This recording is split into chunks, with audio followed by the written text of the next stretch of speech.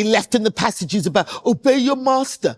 They left all that stuff in to justify slavery. You actually grew up, your mom grew up as a Baptist, a devout Christian. Yeah. But she actually, because you talked about this in your book, she actually didn't let you guys go to church because she didn't probably want to go through all the rigmarole. Yeah, we never went to church. You know, we were very much an anomaly amongst other Nigerian families that my mum never made us go to church. And lucky. I would love to ask her why, but she'd always say, oh, I can worship God in the house. That's right.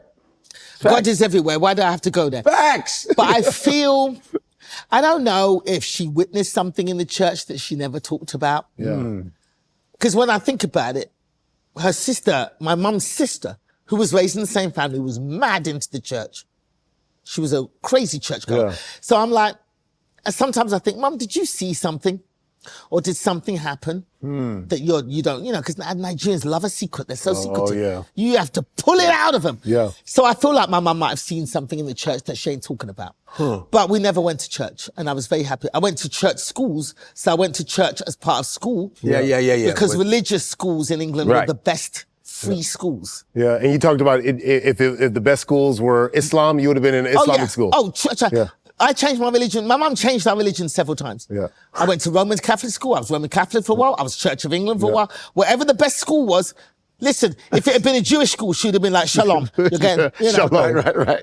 So, was there anything about that experience or how do you feel, I guess, about, Christianity? Yeah. And why is that? Because nobody actually adheres to the real tenets of Christianity. All. Nobody adheres to it. I mean, they burn crosses in the name of Jesus. These far-right Christians are not Christians. Right. They're not Christians. They're devils. They're murdering. They're not respecting foreigners. They're not welcoming people who are not like them, which it says in the Bible you're supposed to do. You're not supposed to judge other people. And the Bible's full of colored people anyway. It's full of, so sick of this. It's full of, brown people. It's all brown people. The Bible has been bastardized. Yeah. And used to uphold patriarchy and racism. And uphold you had a misogyny. quote in your book, and you quoted a guy, and I know we're gonna let you go here. You quoted a guy, and essentially you're saying that the Bible was given to Africans. They were told to close their eyes and pray, and when they opened their eyes, they took their all the land was gone. The land was gone, but they were all in the churches. Yeah. I mean, the Brits came. We had our own traditions and our own religions, and they took that from us and had us worshiping a white Jesus. Jesus was Palestinian. He went white. He wasn't white. He was an Afro-Palestinian. So, I don't subscribe to the Bible at all. I feel like black people are brainwashed by a book that has been bastardized for the empowerment of a group of people who just want to keep us in a particular mindset. And it's all about keeping women in their place, keeping women down, and keeping people of color down. They use the Bible to keep slaves subjugated. Yeah. Obey your master. That wasn't in there. They took out all the passages that related to freedom and being free and being your own. They took out all of those. Yeah. And never put those back in. So I'm saying the Bible is not the Bible.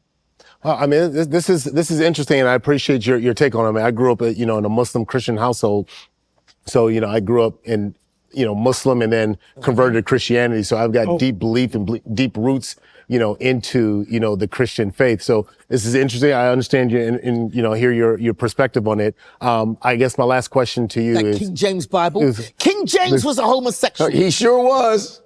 King James was he was. Was a homosexual. King James is a homosexual? King James was a gay. I gotta do some research on here. This is what I'm talking about. All these people. Remember the Noah's Ark where he had two of each? No, King James was gay. Two men. It was well known. It's well known that King James. I've got some research to do. You deal with a lot of racism. Like I even heard that they even put like a picture of a monkey. And put bananas. I'd go to work and as an engineer, and there'll be a picture of a monkey on my overalls. That's what they spend their time. Or a banana skin in my pockets. There it is. It was a terrible Yeah. Terrible time. So when you think about like, you know, racism in the UK and racism here in the States, is there a difference? The British were the architects Word. of race. Like Americans think they're the best at everything. They're not. The Brits were the architects. How is a tiny little island control the entire globe Insane. for hundreds of years? Insane. The architects. No doubt. And so, no, there's no difference. The only reason that black people don't die as much at police hands in England is because they don't carry guns. That's the only reason. They have to work a lot harder to kill us. You still call them bobbies? Not really. Not really, right? Bobbies. The bobbies. Not really. But yeah, so no. That was. They just did it smarter. Yeah. You know, with the slavery especially, they did it differently. They did it smarter. Yeah. Americans stole black people from Africa and brought them back to America and had them working on plantations within America. Yeah. But England hid it. It was all on the islands. It was in Jamaica. Yeah. It was in Barbados. Yeah. It was in Trinidad. You know, so the Americans did the equivalent of burgling someone's house and bringing their stolen goods back to their own home, whereas the English kept it in someone else's house. You know what I mean? Yeah. So And you were able to take all of this and still get through the stuff that you had to get through and still make it as a comedian, accelerate. I mean, you were able to go into, because at one point they were calling you like the next Whoopi Goldberg, and you like, you know, like I wish I was the next Whoopi Goldberg. They said you were a rival to her, right? The newspaper actually called you a British rival for Whoopi Goldberg. That's crazy. That's dope. I wish that had come true. I love Whoopi. Yeah. I toured with her in the UK. It's great. I mean, it's been a long process. You know, I got very well known in England, but I hit a glass ceiling.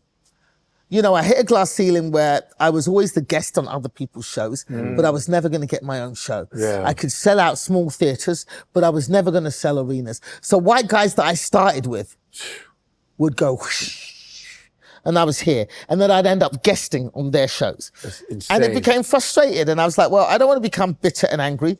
And as a 4-year-old, I always knew that I was going to end up in America. I always wanted to go to America because I'd watched all the TV shows and watch American kids riding on bikes, solving crimes. So I wanted to be one of those kids.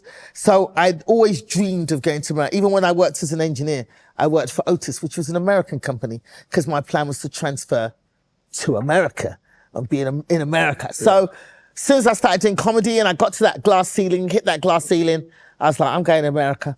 I think I'm going to go swim with the big sharks and I want to make it in America. And so I left England and people laughed at me. Yeah, because They laughed at me. There were a lot of, because I know Stephen K. Amos was the guy that he had his own show. Yeah. Like, because you had Tracy Ullman, Yeah. Stephen K. Amos, you had all these other white dudes, like Graham, what's the guy? Graham Norton. Graham Norton. Graham Norton started with me. I remember I used to had a run a gig bitch. in London and I paid him $50 to come and do a show for And me. he had his own he- talk show. yeah, it's that's all, what I'm but it's saying. all white. It's Yeah. all white dudes. How It's much all- were they paying in the UK versus how much they were paying in the States? Did you make more? Where did you make more money? As a working comedian, I made more money in England. Really? Yeah. I'll tell you why.